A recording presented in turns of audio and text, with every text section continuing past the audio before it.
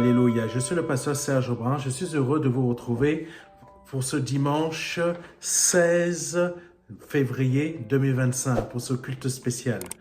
Je m'excuse parce que nous diffusons ce culte, pas le dimanche, mais aujourd'hui, un jour après. J'avais besoin vraiment de savoir dans quelle direction le Seigneur voulait nous conduire pour ce culte spécial. Parce que aujourd'hui, le Seigneur a mis à mon cœur de vous diffuser un culte spécial, mais un culte particulier, un message particulier. Et je vais le laisser s'exprimer pour que vraiment vous puissiez comprendre. Et le Saint-Esprit, on le comprend tous. C'est simplement, on ne veut pas tous faire ce qu'il nous demande de faire. Sans plus tarder, le thème de ce message, c'est « À cause de Christ, je regarde cela comme une perte ». Je répète, le thème de ce culte spécial du dimanche 16 février 2025, c'est « À cause de Christ, je regarde cela comme une perte ». Philippiens chapitre 3, versets 7 à 10. Je vais vous lire pour ce culte spécial, vraiment c'est que la version français courant. Je ne sais pas si vous connaissez cette version de la Bible, c'est français courant. Je vais vous lire, c'est très simple, c'est très clair et c'est très limpide. Philippiens chapitre 3, versets 7 à 10. Mais ces qualités que je regardais comme un gain, je les considère maintenant comme une perte à cause du Christ. Et je considère même toute chose comme une perte en comparaison de ce bien suprême. Amen. Connaître Jésus-Christ mon Seigneur, pour qui je me suis privé de tout avantage personnel. Je considère tout cela comme des déchets, afin de gagner Christ et d'être parfaitement uni à lui. Je n'ai plus la prétention d'être juste grâce à ma pratique de la loi. C'est par la foi au Christ que je le suis. Grâce à cette possibilité d'être juste, créée par Dieu, et qu'il accorde en réponse à la foi. Tout ce que je désire, c'est de connaître le Christ et la puissance de la résurrection, d'avoir part à ses souffrances et d'être rendu semblable à lui dans sa mort. Alléluia. Cette version, elle est très claire. Elle est très limpide. Mais nous allons remettre ce culte spécial entre les mains de notre Seigneur Jésus-Christ parce que je sais que ce message ne va pas plaire à beaucoup de personnes. Beaucoup de personnes ne vont pas vouloir l'écouter parce que ça ne correspond pas à l'évangile de notre époque.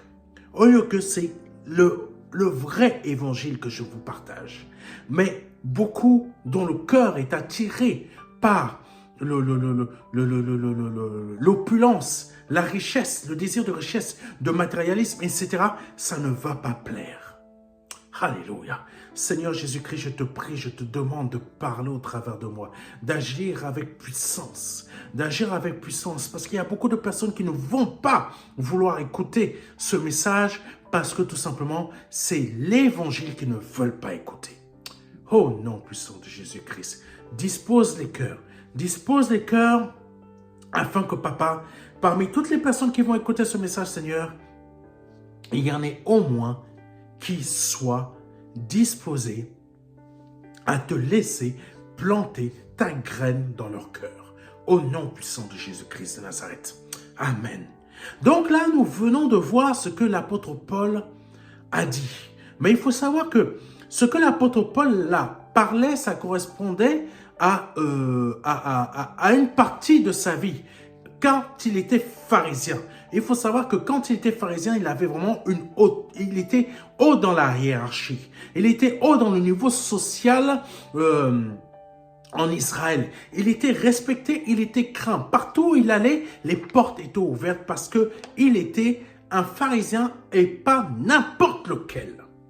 Amen. Il avait une réputation qui le précédait. Mais là, le Seigneur, là où il veut nous emmener par rapport à la vie, à l'ancienne vie de l'apôtre Paul, ça correspond à ce que nous voyons aujourd'hui. Je vais extrapoler, mais vraiment au maximum pour que vous puissiez comprendre. Parce que l'apôtre Paul, ce dont il était en train de parler, il disait tout simplement qu'il s'était égaré en tant que pharisien.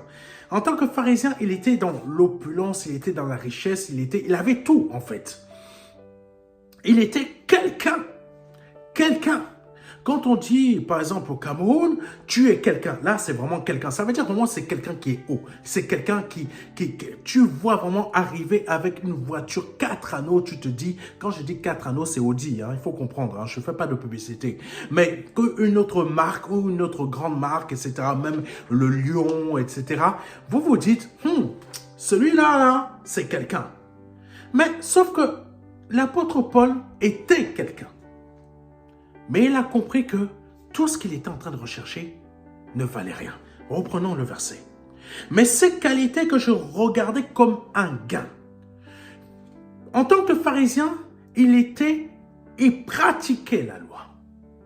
Vous allez me dire, mais quel rapport ça a à voir avec nous aujourd'hui? Nous sommes sous la grâce. Mais malheureusement, vous agissez de la même manière et beaucoup d'entre nous en agissent de la même manière, mais sous la grâce. Parce que continuons, le Saint-Esprit me demande de vous parler d'une chose.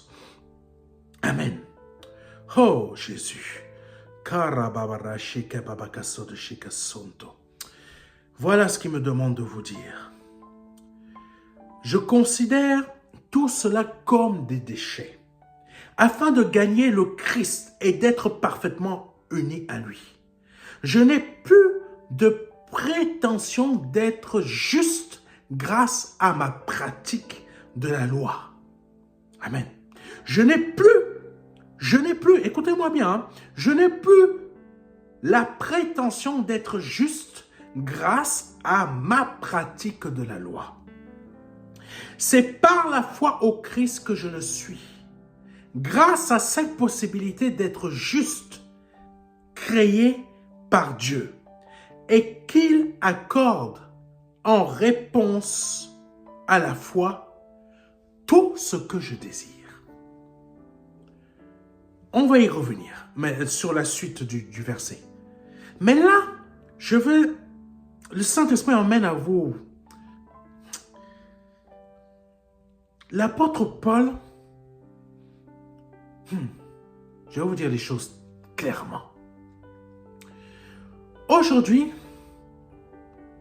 pardonnez-moi, je vous parle d'une assemblée, mais toutes ces assemblées-là, plutôt, toutes les assemblées fonctionnent comme cette assemblée-là. Je ne vais pas vous donner de nom. Mais je connais une assemblée où, en fait, tout ce que tu dois, en gros, la richesse va se produire par le fait que toi, tu fasses des efforts pour gagner des âmes. Toi, tu fais des efforts pour apporter ta dîme, apporter ton offrande, être présent tous les dimanches à l'église et dans le service. Et que dans ce service, tu fais tous tes efforts pour pouvoir être le meilleur, être dans l'excellence. Rien n'est mauvais dans tout ça. Rien n'est mauvais dans tout cela. Je ne condamne rien de tout cela. Mais ça a à voir avec ce que les pharisiens faisaient. L'apôtre Paul disait que il était excellent dans tout ce qu'il faisait. Amen. Il était excellent.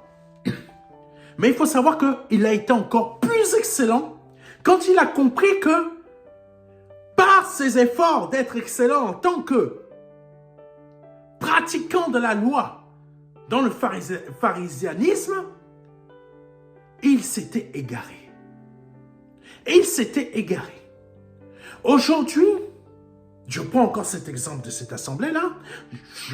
Peut-être que beaucoup de ces assemblées se ressemblent, mais imaginons que toutes les assemblées se ressemblent. Je ne veux choquer aucun pasteur. mais malheureusement, ils seront quand même choqués. Je ne veux choquer aucun frère, mais malheureusement, aucun frère ou une sœur, mais malheureusement, ils seront tous choqués. Nous agissons de la même manière que les pharisiens. Par nos efforts propres et personnels, nous voulons appliquer la volonté de Dieu dans notre vie en voulant nous imposer, premièrement, je donne ma dîme, je ne dois jamais y manquer une seule fois. Tu te donnes des épreuves, tu te donnes des poids que tu ne peux même pas accomplir. Tu t'obliges à être présent le premier ou la première. Pourquoi? Je ne parle pas de ceux qui le font parce qu'ils aiment Dieu. Je parle vraiment de la majorité des chrétiens qui ne font pas ça parce qu'ils aiment Dieu, parce que tout simplement, ils veulent être bénis. La bénédiction n'est pas obtenue par cela. Parce que si on fait attention à ce que l'apôtre Paul a dit, il a dit quoi? Je n'ai plus la prétention d'être juste grâce à ma pratique de la loi. Nous, aujourd'hui, nous voulons être justes à notre pratique de notre façon d'agir. Nous voulons être bénis. Nous voulons être bénis matériellement et financièrement à notre pratique de notre religiosité. Au lieu que le Seigneur ne nous a pas demandé d'être religieux. Le Seigneur, il nous demande ce que l'apôtre Paul a fait. C'est quoi? C'est par la foi au Christ que je le suis. Quoi? Excellent. C'est par la foi que je le suis. Ça veut dire quoi? Excellent. Ça veut dire quoi? Juste. Juste, c'est être, je pourrais même dire le mot excellent, mais excellent pas dans ma capacité à faire des choses, mais excellent dans ma capacité à être un incapable. Est-ce que tu comprends ce que je veux dire? Je deviens excellent, non à ma pratique de faire les choses. Je deviens excellent parce que j'ai compris et je me suis rendu compte dans ma conscience que je suis un incapable. Donc, dans mon incapacité à être juste, à être excellent, j'ai trouvé en Jésus-Christ une puissance et une grâce incroyable qui me rend juste. Et dans cette puissance et dans cette grâce qui me rend excellent, qui me rend juste parce que j'ai compris et je suis conscient que je suis un incapable, j'obtiens tout ce que je désire. Ce que je désire n'est plus ma priorité d'avoir du bon matériel, n'est plus la priorité d'avoir d'une bonne voiture, n'est plus la priorité d'avoir, oh mon Dieu, la femme là qui est bien dessinée, qui a les abdos, même sur ces abdos là, je peux faire un 0,6 ou un 0,7. Ma priorité n'est plus ça. Ma priorité n'est plus d'être vu à l'église comme quelqu'un qui a réussi. Ma priorité n'est plus d'être vu dans la famille comme étant quelqu'un. Ça, vraiment, c'est le fils bien-aimé du chef de famille. Ma priorité n'est plus là. Ma priorité, elle devient quoi? Comme l'apôtre Paul. Quand l'apôtre Paul parlait du fait que soyez mes imitateurs. Soyez mes imitateurs. C'est pas la dérive que l'on voit aujourd'hui. Ressemble-moi, prends mon onction. Non, ça c'est des dérives terribles. C'était plutôt dans le sens que, écoutez-moi bien, tout ce que je désire, c'est de connaître le Christ et la puissance de sa résurrection. Vous ne vous rendez pas compte de la puissance qu'il y a dans ce verset-là, de la puissance qu'il y a dans l'évangile de l'apôtre Paul. Parce que dans la puissance de la résurrection, Je suis délié des liens de famille. Je suis délié des liens de malédiction familiaux. Je suis délié de l'échec de famille, l'échec que mon père a pu connaître dans son mariage, dans sa vie professionnelle ou dans je ne sais pas quoi. À cause de cette puissance de la résurrection, je suis délié du péché qui régnait dans cette famille.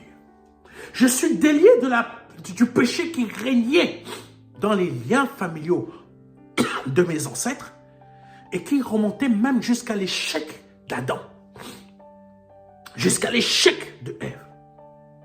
Je suis délié, mais vous ne vous rendez pas compte, parce que quand l'apôtre Paul était en train de parler de cela, il avait compris la puissance de la résurrection.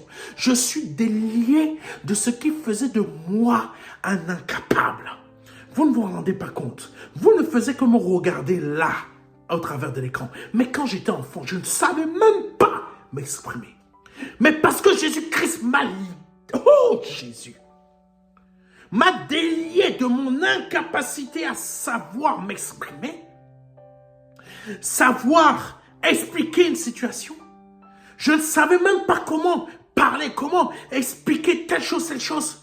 Mais la puissance de la résurrection de Jésus-Christ m'a délivré de mon incapacité qui était écrit dans mon ADN. Maintenant, mon ADN a été complètement modifié, réécrit, parce que tout simplement, j'ai connu la puissance de la résurrection. Et l'apôtre Paul, il dit quoi? Oh, Jésus, oh, Rachaka Santo. C'est par la foi au Christ que je le suis, quoi? Juste, grâce à cette possibilité d'être juste, créé par Dieu, et qu'il accorde en réponse à la foi. Quoi? Tout ce que je désire, c'est de connaître le Christ et la puissance de sa résurrection. En fait, l'apôtre Paul avait compris que toute sa richesse, c'était là. Il avait vraiment des véritables richesses, mais il a dit, oh Jésus, connaître Jésus-Christ, mon Seigneur, pour qui? Plutôt, je reprends. Et je considère même toutes ces choses, ce qu'il avait avant, les richesses que toi, peut-être, tu es en train de courir aujourd'hui. L'apôtre Paul, il a lâché. Je connais un homme de Dieu qui avait des diamants. Je ne sais pas si vous connaissez l'évangéliste Archange Chénégri. Lui, vraiment, c'est un homme de Dieu. Il avait beaucoup d'argent, mais il a tout laissé. Il a laissé les diamants. Il avait 3 millions d'euros. Et il a tout donné à quelqu'un. Il a tout laissé. Pourquoi? Parce que le jour qu'il a entendu parler de Jésus-Christ, ça c'est l'évangile que vous ne voulez pas entendre, mais que vous remplissez beaucoup d'assemblées aujourd'hui parce que vous ne recherchez pas. Mon Dieu, si vous vous rendiez compte de ce que Jésus-Christ est réellement, vous ne seriez pas en train de courir après la Audi, la BMW, la Maserati, les maisons à gauche, à droite. Oh, mon frère, tu sais ça, Dieu m'a béni, j'ai encore... Là, j'ai mis ma maison en location pour pouvoir acheter encore une autre. Et je vais faire ça pour être indépendant. Mais l'apôtre Paul n'en avait pas. Tout ce qu'il avait, imagine toutes ces maisons-là que toi tu es en train de chercher, ces projets que tu es en train de faire. Lui, il a décidé de prendre tout ça et jeter. Pourquoi? Parce que Jésus-Christ était... Oh. Vraiment, mon cœur est parfois abattu de votre façon d'agir ici en France ou dans le monde. Pardonnez-moi mes frères et mes sœurs, mais vous êtes en train de courir après votre mort. Et on vous encourage à le faire. Beaucoup de pasteurs vous encouragent à courir après votre mort. Ça va te servir à quoi de courir pour pouvoir gagner plus de maisons? Ça va te servir à quoi? Tu vas mourir avec? Excuse-moi, mais tous les pharaons qui ont été enterrés avec leurs trésors, aujourd'hui, leurs trésors ne les a pas suivis et ils sont exposés. C'est d'autres personnes qui les ont volés. L'apôtre Paul, avant qu'il soit l'apôtre Paul, avait tout un tas de biens. Je vais t'expliquer une chose. L'apôtre Paul a connu ce dont je te parlais. Je ne sais pas si tu connais la loge P2. Je ne sais pas pourquoi le Saint-Esprit veut te parler de ça. La loge P2, ceux qui sont dans cette loge P2, peu importe où ils vont dans le monde, ils ont accès à des hôtels sans payer. Ils arrivent, tiens, moi je suis... Ils ont une carte ou un truc pour être reconnus. Ils ont dans n'importe quel hôtel, ils sont reçus. L'apôtre Paul, c'était ça. Il allait dans n'importe quel endroit, les portes s'ouvraient. Il était grand, ce que toi tu n'es pas, mais que tu es en train de courir aujourd'hui. Et quand il a découvert que je pensais être grand, mais quand Jésus m'a ouvert les yeux, je pensais que j'étais grand. Mais dans les faits, tout cela était une perte. L'évangile que je te partage, et ça depuis des années, beaucoup ne veulent pas l'écouter, et peut-être aujourd'hui tu n'écouteras toujours pas. Mais cet évangile-là n'est pas de la religion. Parce que si tu te rendais compte de ce que Jésus-Christ est, tu comprendrais que quand tu lèves les yeux, tu vois toutes ces étoiles, tu vois toutes ces planètes, tu vois même cette terre, tu vois toutes ces choses-là. Tout cela est ta propriété. Et tu n'as pas besoin de courir après. Tu n'as pas besoin de chercher à obtenir cela. Parce que tu as déjà celui qui a, par sa parole, demandé à ce que tout cela vienne à l'existence. Je ne sais pas si tu te rends compte de ce que je suis en train de te dire. Il appelle à l'existence ce qui n'existait pas. Et ce créateur-là est devenu ton Père. Et ce créateur-là s'est fait homme par son Fils Jésus-Christ afin que tu hérites de tout cela et de cette capacité à créer par ta bouche ce qui n'existait pas. Parce que tout simplement, tu t'es rendu compte que ce que... Et après quoi tu étais en train de courir ne valait aucun iota. Et l'apôtre Paul s'est rendu compte que tous ces biens-là, vous êtes comme les francs-maçons. Pardonnez-moi mes frères et mes sœurs, vous êtes comme eux. Vous êtes comme eux. Vous êtes une imitation des francs-maçons qui courent après la richesse et le bonheur terrestre. Vous êtes pareil. Pardonnez-moi de vous dire ça, mais je vous dis exactement comment l'Esprit Saint vous voit. Vous pouvez me dire que le Saint-Esprit ne me voit pas comme ça, mais je te dis que si il te voit, que tu es exactement pareil. Tu cours après ce qui est matériel, mais tout cela crée ton échec et ta mort future. C'est ça l'orgueil. C'est ça l'orgueil. Et l'apôtre Paul s'était rendu compte que, mon Dieu, mais j'ai été orgueilleux pendant tout ce temps, au lieu que ce Créateur a décidé de faire de moi qui pensais que j'étais une personne capable, mais dans les faits, j'étais un incapable et je ne me rendais pas compte. J'étais réellement aveugle. Et depuis que Jésus-Christ Jésus, comment vous dire, m'a flagellé de sa lumière, j'ai été libéré de mon aveuglement.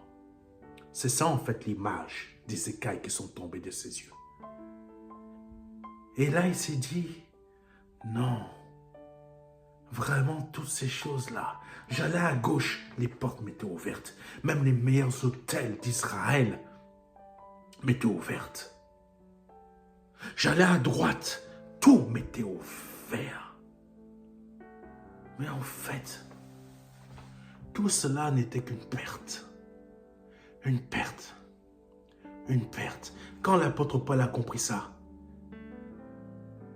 c'est là que il a dit, je change radicalement parce que j'ai trouvé la richesse. J'ai trouvé le bonheur. J'ai trouvé la puissance. J'ai trouvé ce qui me rend réellement et me rendra réellement riche. Et ce n'est pas le matériel ou l'argent que je pouvais avoir dans ma petite trousse ou les gardes du corps physique qui étaient et m'accompagnaient à chaque moment ou quand je demandais d'avoir une lettre par le chef du Sanhédrin. C'était pas ça la véritable richesse, la véritable influence, la véritable puissance. Mon Dieu, comment j'ai fait pour passer à côté de Jésus-Christ depuis tant d'années et que j'ai même persécuté son Église. Mais tu ne te rends pas compte, à chaque fois que tu es en train de poursuivre la richesse terrestre, tu es en train d'affliger le cœur de Dieu. Parce qu'il sait qu'il est réel, qu'il est vivant, mais il ne comprend pas pourquoi toi tu cours après le matériel. Il ne comprend pas pourquoi tu cours après ces choses-là. Il ne comprend pas pourquoi ton cœur est possédé par la réussite de tout cela. Au lieu d'être, pardonne-moi d'utiliser ce terme-là, mais je ne vais pas l'utiliser, d'être rempli du désir et de ce feu de vouloir être rempli de quoi? De quoi? D'être rempli de quoi? Oh, Jésus. De connaître le Christ et la puissance de sa résurrection. D'avoir part à ses souffrances et d'être rendu semblable à lui dans sa mort. Parce que l'apôtre Paul était dans cette optique-là. Tout ce qu'il avait, il le considérait, je vais lire le verset, je considère tout cela comme des déchets, afin de gagner le Christ et d'être parfaitement uni à lui. Donc, tout c'est bien, toute son importance, son influence et sa réputation qui le précédait, il a fini par regarder cela comme un déchet. Parce qu'il ne voulait plus de quoi que ce soit qui pouvait l'empêcher à être uni à Christ. Afin de gagner le Christ et d'être parfaitement uni à lui. Il était arrivé dans un tel degré de relation et de communion avec Dieu qu'il ne voulait pas qu'un seul désir de son passé, parce qu'il faut savoir que pendant la période de l'apôtre Paul, il y avait beaucoup de chrétiens qui agissaient déjà comme nous aujourd'hui.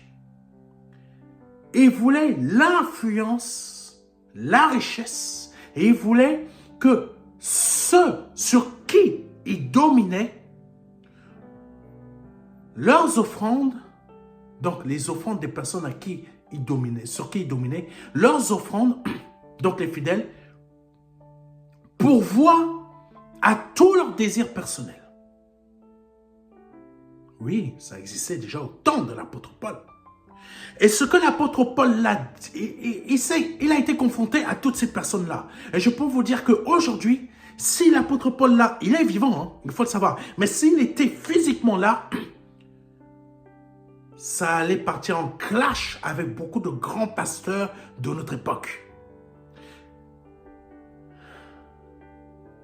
Et il allait chercher à ce que ces grands pasteurs commencent à travailler comme moi-même je travaille.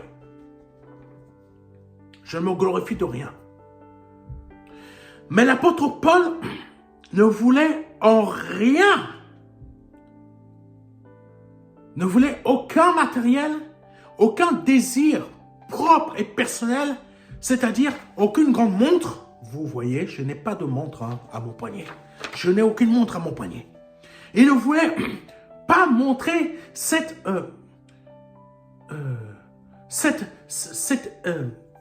image de prospérité, de multiplication, montre qui vaut 10 000 ou 15 000 euros. Parce que tout simplement, il ne voulait rien de tout cela qui pouvait être un veau d'or dans sa vie. Qui pouvait être un veau d'or dans sa vie. Aujourd'hui, ce que tu recherches dans l'église, c'est des veaux d'or. C'est un veau d'or. Aujourd'hui, ce que tu cherches dans ton assemblée, c'est un veau d'or. Ce n'est pas d'être uni à Jésus-Christ. Tu ne cherches pas à être uni à Jésus-Christ, tu cherches un veau d'or. Et ce veau d'or-là créera ta chute exactement comme Dieu a ouvert une brèche dans le sol pour avaler tous ceux qui ont adoré ce veau d'or. Et l'apôtre Paul ne voulait en rien quoi que ce soit qui pouvait devenir un veau d'or dans sa vie afin de l'empêcher à être uni à Dieu. Waouh! Il voulait connaître en totalité la puissance de la résurrection. Il voulait connaître en totalité la puissance d'être uni à lui. Aujourd'hui, vous courez et vous vous demandez, il y a un frère avec qui je parle, qui je m'entends bien, avec qui j'ai fait l'ITB, l'Institut de théologie biblique, pour ceux qui veulent savoir ce que c'est. Il me demande parfois, mais Serge, pourquoi on ne voit plus les miracles comme au temps des apôtres, comme au temps de l'apôtre Paul? C'est très simple. C'est très simple. L'apôtre Paul, pourquoi il a connu la puissance de la résurrection dans le fait de ressusciter un jeune homme qui était mort? Pourquoi il a connu rien que par le fait qu'il a touché un mouchoir des gens à qui on posait des mouchoirs. Aujourd'hui, tu vois ça, tu vas dire que c'est un démon. C'était pas un démon, c'était Dieu. Mais pourquoi aujourd'hui? Vous vous posez la question, mais qu'est-ce qui fait que je ne peux pas voir ces miracles et ces prodiges se manifester dans ma vie comme cela se manifestait au temps des apôtres? C'est très simple, mon frère. C'est très simple, ma sœur. C'est parce que l'apôtre Paul avait compris une chose. Je ne veux pas de veau d'or dans ma vie. La représentation de tous du veau d'or dans ta vie, c'est tout ce que tu es en train de rechercher matériellement. Je veux un bon travail. Je veux une bonne vie. Je veux un beau mari, je veux une belle femme, je veux des enfants mignons tout plein. Je veux une belle voiture, je veux une maison comme le frère là-bas. Je veux bien vivre sans être pauvre. Même si c'est marqué dans la parole de Dieu, tu dois pas en faire un veau d'or. Je veux être bien. Et quand tu n'as pas tout ça, tu pleures parce que ton veau d'or ne te bénit pas. Ton veau d'or ne te donne pas ce que tu attends. Voici ce dont l'apôtre Paul s'est déchargé de son veau d'or. Et il a connu la puissance de la résurrection, le changement total de son être. Il a connu la puissance des prodiges et des miracles dans sa vie. Waouh! Discernement des esprits. Il suffisait simplement qu'il en ait marre de cette dame-là qui était en train de le suivre. Et il a dit que cet esprit quitte ton corps. Cet esprit est parti à l'instant T. Il suffisait simplement qu'il en ait marre de quelqu'un qui essayait de le perturber. Quand il était de perturber, pas lui, mais perturber le message qu'il était en train de donner à une personne importante à Rome. Il suffisait simplement qu'ils disent que les ténèbres te touchent, les ténèbres sont tombées sur lui. À l'instant T. Pourquoi il avait ça? Parce qu'il avait décidé de voir ce qui était comme un veau d'or dans sa vie, de voir cela comme un déchet. Afin de gagner Christ et d'être uni à lui. Ce que tu n'acceptes pas de voir aujourd'hui. Ce que tu n'acceptes pas de vivre aujourd'hui en tant que chrétien, enfant de Dieu. Ce que tu n'acceptes pas aujourd'hui comme évangile dans ta vie. Ta richesse à toi est le veau d'or qui va créer ta tombe, qui va créer cette séparation et dans laquelle tu vas tomber. Mais par contre, chercher Jésus-Christ comme l'apôtre Paul l'a fait. Je ne te dis pas de ne pas travailler. L'apôtre Paul a dit que si tu veux gagner ton pain, va travailler. Si tu veux être riche, va bosser. Mais ne va pas chercher chez Dieu la richesse. Parce que dans les faits, dans la puissance de la résurrection, tu possèdes déjà cette richesse. Mais tu ne dois pas en faire un veau d'or comme tu le fais aujourd'hui. Tu ne dois pas faire un veau d'or de tout ce que tu désires matériellement, financièrement, etc. dans ta vie. Parce que dans la puissance de la résurrection, tu possèdes déjà cela. Mais quand tu as compris ce que l'apôtre Paul a compris, c'est là que tu obtiendras le bon travail. C'est là que tu auras les choses que tu ne désires plus. Parce que tout simplement, maintenant, ce que tu désires, c'est de connaître Christ et la puissance de la résurrection. Waouh! D'avoir part à ces souffrances. Parce que quand l'apôtre Paul avait part, quand l'apôtre Paul passait par l'épreuve, par tout un tas de difficultés, par tout un tas de mépris, je suis passé par tout un tas d'humiliation, tout un tas de mépris. On m'a considéré, on m'a traité de démon.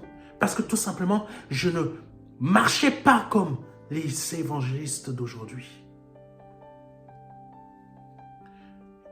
Vous êtes bien français, mes frères et mes sœurs. Parce qu'il suffit qu'on ne marche pas comme vous, mais qu'on cherche à marcher comme Jésus-Christ. Vous agissez comme tout bon français. Vous diabolisez les gens. Vous diabolisez les gens. Cette personne-là est possédée. Cette personne-là est un démon. Mais l'apôtre Paul, tu prenais son mouchoir sur lequel il s'était essuyé comme ça, la sueur. Mais ils ont pris son mouchoir, ils ont posé sur les gens. La personne était guérie. Ils ont posé sur quelqu'un d'autre. Le démon est parti. Toi, ça se produit à cette époque-là. Tu vas dire que c'est un démon. Au lieu que c'est Dieu qui a fait ça. L'apôtre Pierre, il suffisait simplement que son ombre. Mais une ombre. Une ombre quoi? Une ombre. C'est incroyable. Juste une ombre. Il suffisait que son ombre passe. Ça veut dire quoi? Son ombre était comme la puissance du Saint-Esprit qui passait. Waouh. Par-dessus les personnes.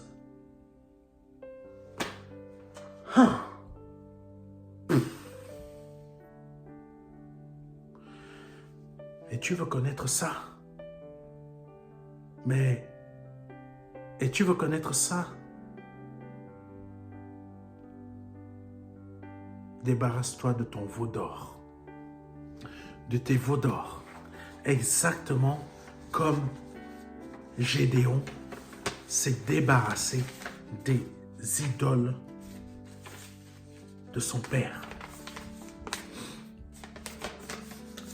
Aujourd'hui,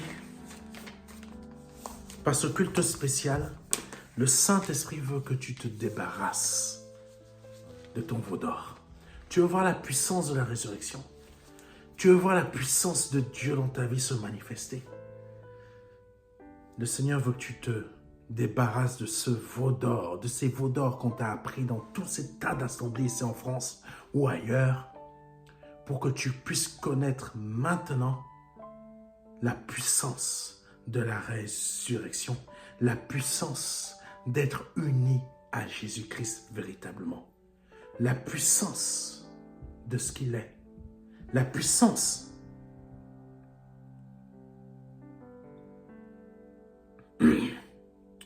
d'être et de passer par les épreuves comme lui-même il est passé. Beaucoup ne recherchent plus ça. Beaucoup cherchent simplement le matériel parce que c'est juste ça qui les parle. L'iPhone 40 000 t'emmènera en enfer. La télévision 4K, je sais pas, 40 pouces, 50 pouces, 60 pouces, t'emmènera en enfer. Je ne dis pas qu'il ne faut pas avoir ça, je te dis simplement que quand tu poursuis ça, ça va t'emmener en enfer. Laisse Dieu te donner cela parce que tu ne cherches plus. Parce que tu ne désires plus. Tu désires d'autres richesses qui ne sont pas physiques, que tu ne peux pas toucher de tes mains. Et c'est là que, parce que maintenant tu regardes toutes ces choses comme un déchet, c'est là que tu vas les obtenir. Alléluia, que Dieu soit béni. Que Dieu soit béni. J'espère que ce message que je considère comme puissant, que tu vas chercher véritablement à vouloir connaître ce Seigneur-là, ce Seigneur Jésus-Christ, qui a vraiment apporté l'évangile, le seul et l'unique, qui nous libère, qui fait tomber nos écailles de nos yeux et qui nous emmène dans une richesse qui n'est pas celle qui est physique, celle qui est matérielle, celle qui est financière, mais celle qui est spirituelle, afin que nous désirions maintenant ce que nous ne pouvons pas avoir dans ce monde, mais que le Seigneur peut nous apporter. Seul le Seigneur peut nous combler. Seul le Seigneur peut nous remplir. La puissance de la résurrection. Et pas que. Que Dieu vous bénisse. C'était le pasteur Serge Brun.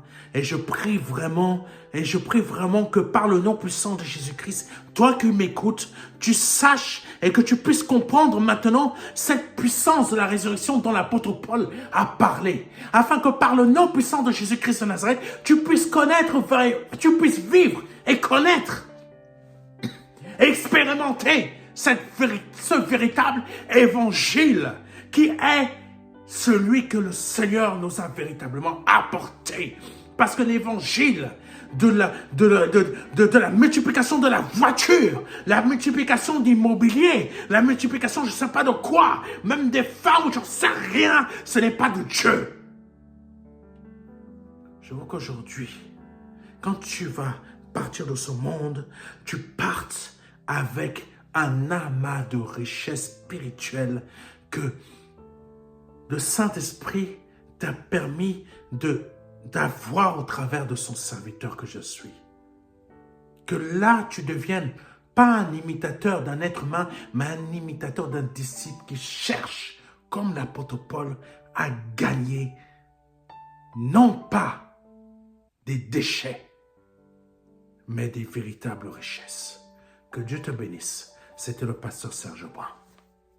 Si c'est la première fois que tu entends un de mes messages et souhaites te donner au Seigneur Jésus-Christ, je t'invite aujourd'hui à incliner ton cœur, à te repentir, à changer de direction, à te donner au Seigneur. Répète après moi. Seigneur Jésus-Christ, je te demande pardon pour tous mes péchés, toutes mes offenses, tout ce que j'ai pu dire ou pu faire qui n'a pas été à ta gloire. Je me repens véritablement. Je confesse mes péchés devant toi et je te demande pardon. Toute ma vie, comme l'apôtre Paul, j'ai cherché des déchets. J'ai emmagasiné des déchets. Je peux avoir 3 000, 4 000 euros, 5 millions d'euros dans le compte, 120 000 euros dans le compte, 75 000, tous mes comptes sont garnis ou ne sont pas garnis parce que moi j'ai cherché d'autres choses, ou etc. Mais tout cela sont des déchets. Et aujourd'hui, je veux me libérer de cela et gagner ce que tu es. La résurrection, le pardon de mes péchés. Oh Jésus. Je reconnais que tu es Dieu, que le Père est Dieu et que le Père t'a fait sortir de lui, t'a formé un corps et t'a envoyé dans ce monde et que tu es mort à la croix pour moi. Tu as versé ton sang précieux et juste pour moi, pour la rémission de mes péchés, afin que je sois lavé de toutes mes infirmités et libéré de tous mes liens de malédiction familiaux et de mes péchés, de mes souffrances, de mes défauts, de mes incapacités, de ma dépendance de la cigarette, de la pornographie, etc.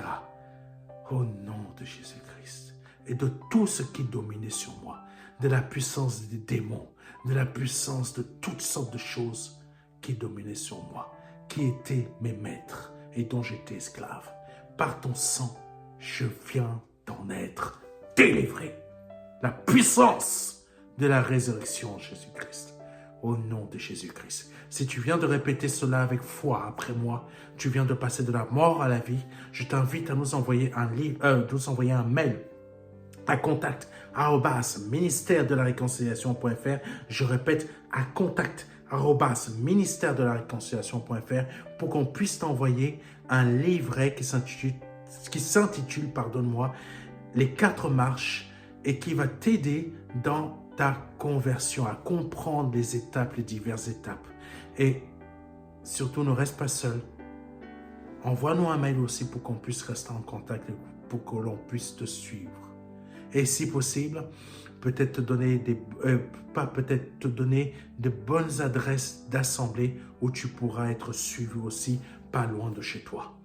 Que Dieu te bénisse. C'était le pasteur Serge Brun. Et si tu as à cœur de bénir cette œuvre, tu as toutes les informations là, tu as un QR code ou tout simplement, tu vas sur notre site internet et tu cliques sur aider le MDLR afin de pouvoir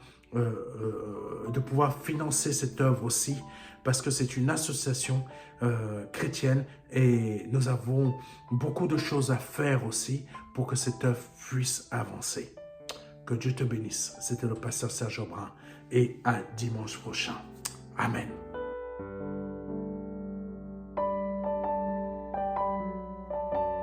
Jean 3, verset 16.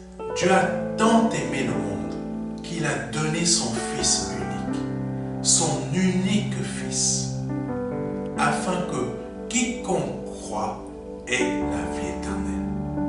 C'est un don, c'est une promesse que Dieu vous fait. C'est une grâce que Dieu est en train de vous faire, parce que nous sommes sous la période de la grâce. C'est un très grand cadeau. La vie éternelle par le Seigneur Jésus-Christ. Aujourd'hui, vous avez la possibilité de passer par la porte étroite, parce que le royaume des cieux vient frapper à votre porte. Oui, je vous le dis, le royaume des cieux vient frapper à votre porte. C'est un grand cadeau que l'Éternel vous fait. Vous avez la possibilité de l'accepter, de dire oui Seigneur, je t'accepte comme mon seul Seigneur et Sauveur. Je t'accepte comme mon Dieu. J'accepte de t'ouvrir la porte de mon cœur afin que tu rentres dans ma vie et afin que je me libère de mes péchés et que je les confesse devant toi et que je me répands de ma vie passée, de ces offenses, de toutes ces choses que je confesse devant ta face aujourd'hui. Je reconnais qu'il faut que je passe par cette porte étroite. Cette porte étroite dont le nom est Jésus. J'accepte de te donner ma vie aujourd'hui. Le Seigneur vous appelle à le faire aujourd'hui, afin que vous puissiez passer de la mort à la vie. Parce qu'aujourd'hui est peut-être votre dernier jour, vous ne le savez pas. Peut-être aujourd'hui, c'est le jour où le Seigneur vous appelle à vous donner à lui, à donner votre vie au seul Dieu, au seul et unique Dieu, le Dieu vivant et vrai. Vous avez la possibilité de le faire aujourd'hui parce que c'est la seule porte qui existe. C'est une porte étroite. C'est une porte